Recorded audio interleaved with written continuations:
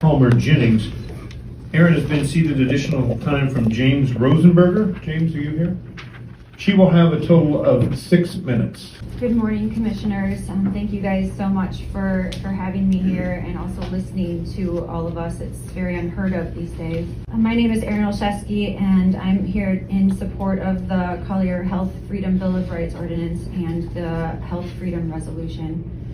A little bit about my background and why it's important that you understand how imperative it is that what I'm about to share with you is in your decision today. First, I'm a mom. I have 3 boys. I'm here to protect them, but I'm also here to protect and defend your children and grandchildren as well.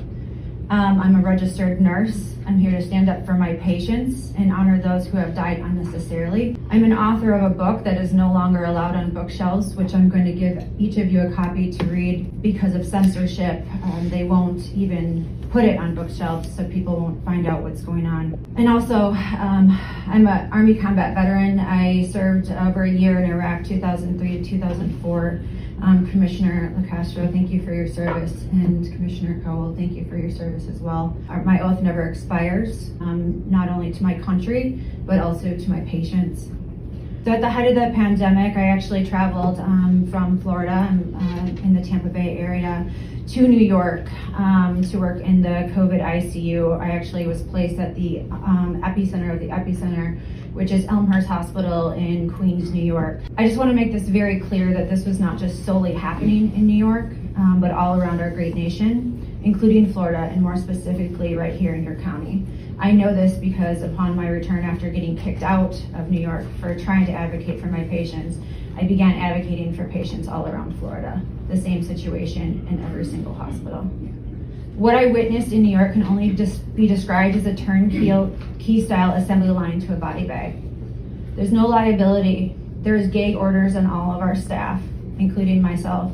We were threatened to be sent home if we said anything. They banned family members, which are the patient's advocates, which should never happen ever again. They banned treatments. I always say that politicians make lousy doctors. A politician or government should never get in between the doctor-patient relationship ever again. If they wanted to do that, they can go to medical school or become a nurse. There was financial incentives put on admissions of patients, so $13,000 to admit patients. Why not? We were actually ordered down from sending any of the patients to the comfort ship, which was wide open. The Javits Center was empty. The Good Samaritan tents were empty. They admitted them for $13,000 a person. The protocols consisted of sedation, paralyzing agents, and then essentially a vent. Some of the patients' rooms that I went into, there was feces dried up their backs for 2-3 weeks. They had bed sores where you could see their bones. They weren't coding full code patients. Being a full code means that you want all resuscitation done and all measures done. CPR, you want to be saved. They were not doing that. And they were not doing it behind locked hospital doors. And nobody knew except for the people that were in there. They ended up in a body bag. Eventually we just had garbage bags, and then they were tossed into the freezer trucks. Every single one of my patients, outside of one patient, died, and I had to stack their bodies in these freezer trucks, but they were not dying of COVID. And on top of that, they ended up banning autopsies. So there was a $39,000 price tag for the ventilators and sometimes $10,000 for each death. It's absolutely disgusting.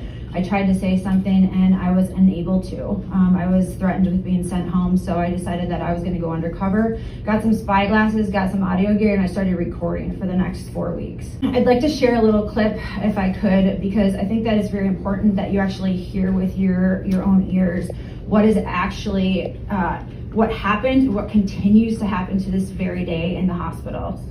This is a seasoned medical doctor working at the New York City hospital. He was on a travel assignment. He was making approximately $75,000 a week. Nurses were getting $10,000 a week, so this was hush money, in my opinion. He ended up calling all the nurses together after he was essentially busted for not coding a full coded patient, and actually wrote her death certificate before she even died, and then called the family and lied to them. But I'd like to just have this on record because I think it's very important that the public know that this happened and this was going on. If there was family in the room, if the ethics committees was in there and Jacob was standing in the room, you guys wouldn't do what you guys just did. Like, you guys would have been way more proactive. Yeah. Absolutely. And that's what I have a problem with. Because if you, in good conscience, could say, well, we would have done the same thing regardless of who was watching us right now, then I'd be like, all right, fine. But I don't feel like that's the case. Let me ask you a question, and this is whatever your opinion is. What do you think the right thing to do for her is in that setting? Let me just ask. I think the right thing to do for her is what she wants. During that time when she was crashing, she was full code. You guys were already having conversations with the nurse to not call this patient. And when I went to go call the code, you were saying, no, don't call code. Right. But at that time, she was full code. Yep. Later on, she became DNR, I think, around 145. Yep. But when she was crashing, it was 115, 120. Yep. So if you don't want to code a patient, you need to aggressively contact your family to make it a DNR before this happened. Totally agree. I'm going to cut it short. I know that my time is short, but that's clearly murder. Yeah. I'm just going to end with this. The last thing standing between a patient and body bag is a good nurse. If a good nurse isn't allowed, sorry, this is tough.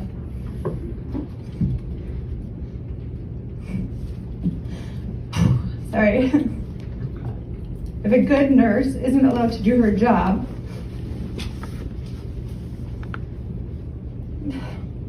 sorry.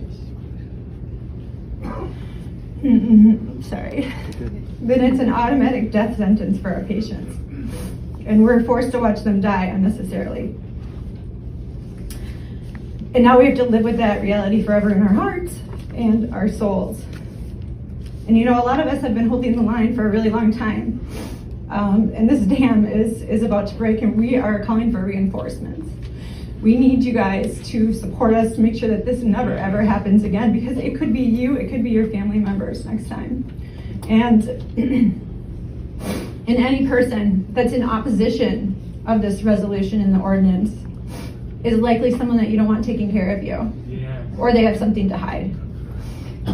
So on this with this, united we stand against those we trusted. I hope that you guys will really dig deep in your souls and your hearts and understand that this is good for humanity, not only Floridians, but all over the world. So God bless you, and thank you for listening to me.